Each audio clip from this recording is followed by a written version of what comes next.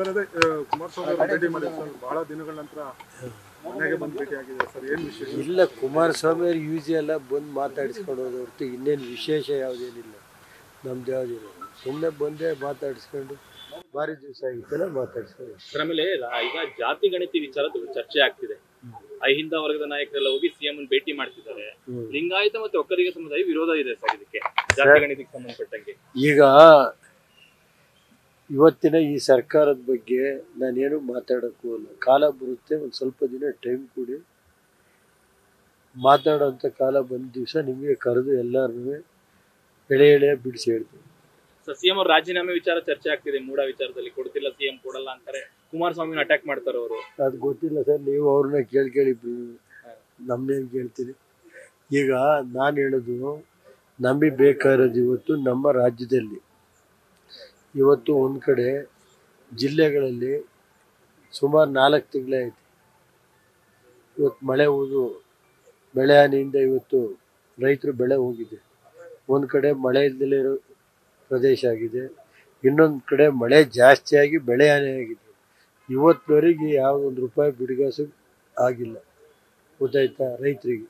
ಅದನ್ನು ಕೂಡಲೇ ಸರ್ಕಾರ ಬಿಡುಗಡೆ ಮಾಡಬೇಕು ಅಂತ ನಾನು ಒತ್ತಾಯ ಮಾಡ್ತೀನಿ. ಜಾತಿ ಗಣತಿ ಸರ್, ನಿಮ್ಮ ಜಾತಿ ಗಣತಿದ್ದು ಸರ್ ನನಗೇನಂತೆ, ಈಗ ಇವತ್ತು ಒಂದು ರಾಷ್ಟ್ರೀಯ ಪಕ್ಷ ಕೇಂದ್ರದಲ್ಲಿ ಈಗ ನಾವು ಫೈನಲ್ ಮಾಡ್ತೀವಿ ಅಂತಾರೆ.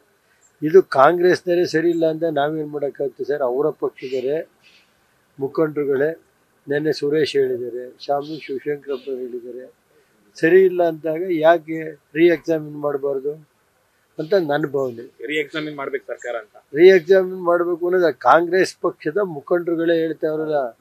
ಕೆ ಸುರೇಶ್ ಹೇಳ್ತಾವ್ರೆ, ಶಾಮನೂರು ಶಿವಶಂಕರಪ್ಪನವ್ರು ಹಿರಿಯ ರಾಜಕಾರಣಿಗಳು, ನುರಿತರು, ಅವರೆಲ್ಲ ಹೇಳುವ ನಮಗೇನಿಲ್ಲ ಸರ್. ಇವತ್ತು ಈ ರಾಜ್ಯದಲ್ಲಿ ಎಲ್ಲ ಸಮಾಜಕ್ಕೆ ಅಧಿಕಾರ ಕೊಡುವಂಥ ಯಾರು ಇದ್ದಿದ್ರೆ ಅದು ರಾಷ್ಟ್ರೀಯ ಅಧ್ಯಕ್ಷ ಅಂತ ದೇವೇಗೌಡರು ಬರೋವರಿಗೆ ಎಲ್ಲಿತ್ತಿರ್ರಿ? ಮುಸಲ್ಮಾನರಿಗೆ ಕೊಟ್ಟಿದ್ರ? ಇಡೀ ರಾಷ್ಟ್ರದಲ್ಲಿ ಎಲ್ಲೂ ಕೊಡದಲ್ಲೇ ಕರ್ನಾಟಕದಲ್ಲಿ ದೇವೇಗೌಡರು 5% ರಿಸರ್ವೇಷನ್ ಕೊಟ್ಟರು ಮುಸಲ್ಮಾನರಿಗೆ. 70 ವರ್ಷದ ಕಾಂಗ್ರೆಸ್ ಕೊಡ್ತಾ?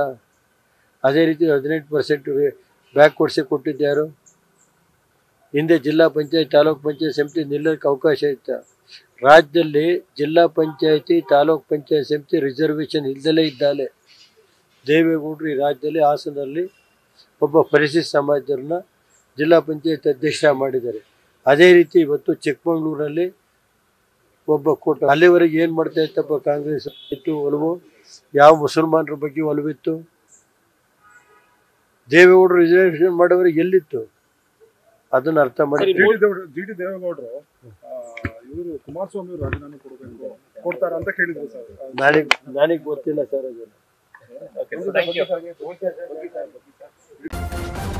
ನ್ಯೂಸ್ ಫಸ್ಟ್, ನಿರ್ಭೀತಿಯಿಂದ ನಿಮ್ಮ ಪರವಾಗಿ.